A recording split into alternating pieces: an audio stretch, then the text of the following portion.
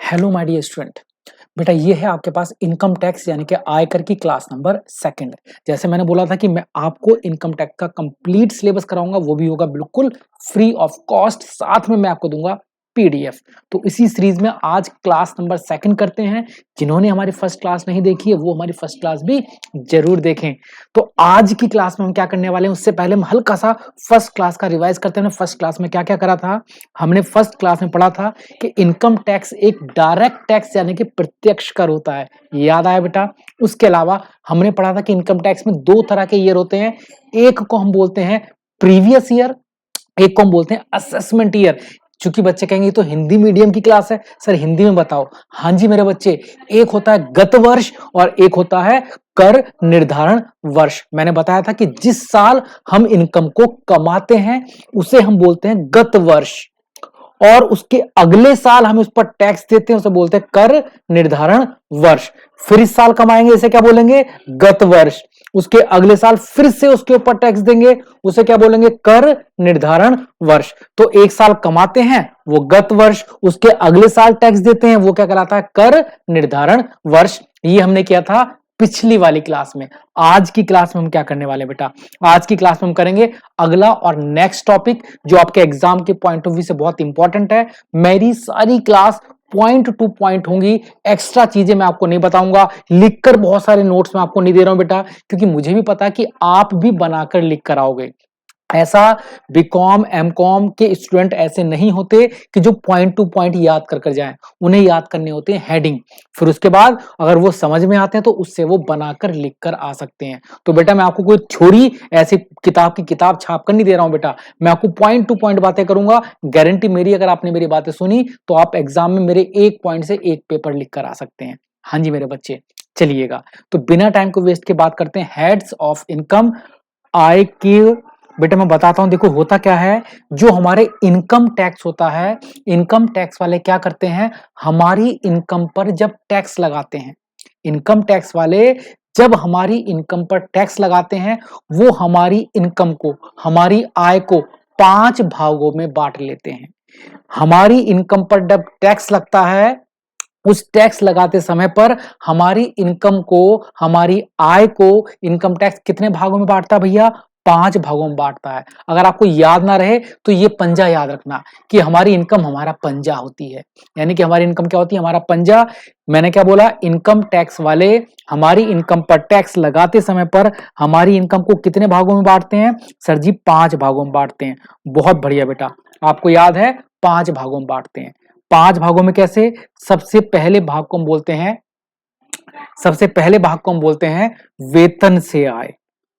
वेतन से आय जिसे हम बोलते हैं इनकम फ्रॉम सैलरी। जब भी आपकी इनकम पर टैक्स लगाएंगे, आप जितने भी पैसे कमाते हो, आप चोरी से कमा रहे हो, हाँ जी मेरे बच्चे, आप चोरी से कमा रहे हो, आप मर्डर करके कमा रहे हो, आप सैलरी से कमा रहे हो, आप किसी को बेचकर पैसे कमा रहे हो, आप घर बेचकर पैसे कमा रहे हो, कितनी भी तरह से आपने पैसे कमाए हो, वो सभी पैसे को बेटा आप क्या किया जाएगा, 5 भागों में बांट लेंगे। उनमें से सबसे पहला भाग क्या होगा, इनकम फ्रॉम सैलरी यानी कि वेतन से आय। पहले भाग को हम क्या बोलते हैं बेटा, इनकम फ्रॉम सैलरी। क्या बोलते हैं मेरे बच्चे, इनकम फ्रॉम सैलरी। तो हमारी हेड ऑफ इनकम, इनकम का पहला भाग, इनकम को कितने भागों में विभाजित कर सकते हैं, 5 भागों में विभाजित किया जाता है।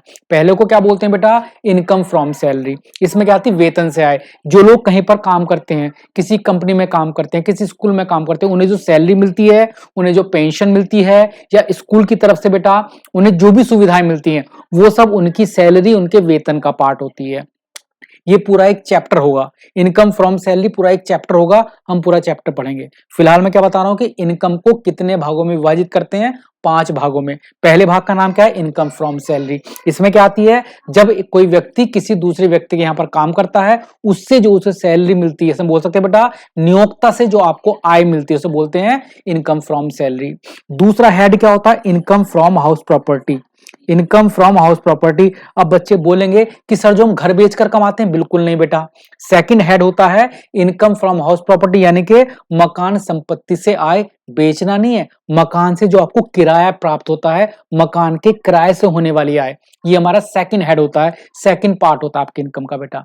तो दो कौन कौन से पार्ट हो गए, पहला वेतन से आय, दूसरा मकान संपत्ति से आय, लेकिन इसमें मकान को बेचना नहीं है, मकान के किराए से जो आय होती है उसे हम सेकंड हेड बोलते हैं, सेकंड पार्ट बोलते हैं बेटा। तीसरा हेड क्या होता है हमारे इनकम का? इनकम फ्रॉम कैपिटल गेन, या बोल सकते हैं पूंजी लाभ से आय। कहोगे सर ये क्या हो गया पूंजी लाभ से आय, इनकम फ्रॉम कैपिटल गेन, ये क्या होती है सर जी?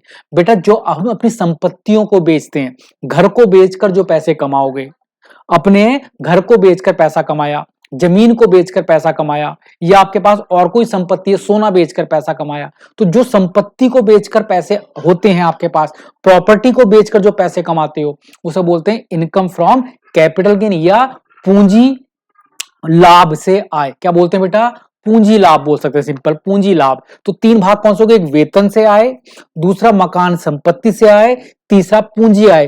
पूंजी आय में क्या चीज आती है बेटा? संपत्तियों को बेचकर होने वाली आय, संपत्ति को बेचकर होने वाली आय पूंजी आय कहलाती है। तीसरा क्या होता है सर?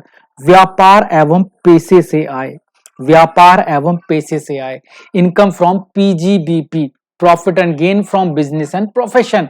हिंदी में क्या बोलते हैं बेटा? व्यापार से आए। जो लोग दुकान करते हैं वो भी तो कुछ इनकम कमाते होंगे, जो डॉक्टर हैं वो जो इनकम कमाते हैं, जो प्रोफेशनल होते हैं बेटा, वकील जो पैसे कमाता है, डॉक्टर जो पैसे कमाता है ना, जो प्रोफेशन से पैसे कमाए जाते हैं, या अपनी दुकान से पैसे कमाते हो, अपनी कंपनी से पैसे कमाते हो, अपने बिजनेस से पैसे कमाते हो, इन सबको हम क्या बोलते हैं बेटा? व्यापार एवं पैसे से आय। अगर आप किसी का काम करोगे उस आय को क्या बोलेंगे? वेतन से आय। आप घर को किराए पर दोगे उसे क्या बोलेंगे? मकान संपत्ति से आय। आप घर को बेचोगे उसे क्या बोलोगे बेटा? पूंजी लाभ। और अगर आप अपना बिजनेस करते हो तो उस आय को क्या बोला जाता है? व्यापार एवं पैसे से आय। नंबर ये कितने हेड हो गए बेटा हमारे पास? ये हेड हो गए 4। और लास्ट है अन्य साधनों से आय। अब अन्य साधन का मतलब क्या है? यानी कि ऐसी इसकी हेडिंग, इसकी डेफिनेशन भी होती है, वो आय जो किन्हीं 4 स्रोत के अंदर नहीं आए। आय के स्रोत बेटा कितने होते हैं? 5 स्रोत होते हैं बेटा, है ना। हेड को क्या बोलते हैं? स्रोत बोलते हैं। आय के कितने स्रोत होते हैं?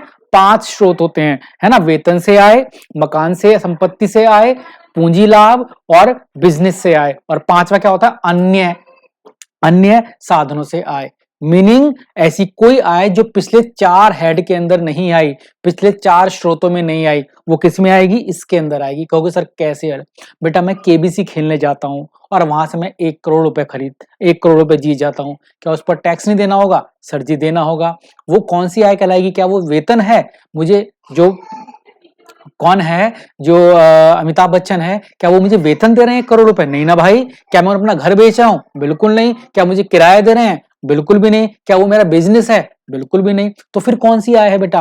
वो कहलाएगी अन्य साधनों से आय या income from other sources. Sir और क्या एग्जांपल हो सकते हैं? बेटा मैं अपना पैसा ना बैंक में जमा करा देता हूं तो उस पर क्या मिलता है मुझे? ब्याज। वो ब्याज की इनकम भी कैसा कहलाएगी? इनकम फ्रॉम अदर सोर्सेज या फिर अन्य साधनों से आय। सर मैं चोरी करके पैसे ले आता हूं, इसे मैं क्या बोलूंगा कि मेरी वेतन है? नहीं ना भाई, इस पर भी टैक्स लगेगा। भले ही इलीगल था, पैसे तो कमाए, इलीगल एक्टिविटी पर भी टैक्स दिया जाता है ना। वो भी क्या कहलाएगी बेटा आपके पास? Income from other sources. यानी कि उन 4 के अलावा आप कुछ भी अलग तरह से पैसे कमाते हो, वो सारी इनकम कहलाती है बेटा आपकी इनकम फ्रॉम अदर सोर्सेज। तो ये हमने पढ़े बेटा आय के स्रोत। आय के कितने स्रोत होते हैं? आय के 5 स्रोत होते हैं। अब आप इनको जितना चाहो उतना बना बनाकर लिख कर आ सकते हो। बाकी इसकी पीडीएफ बेटा मैं आपके पास ग्रुप पर सेंड कर दूंगा।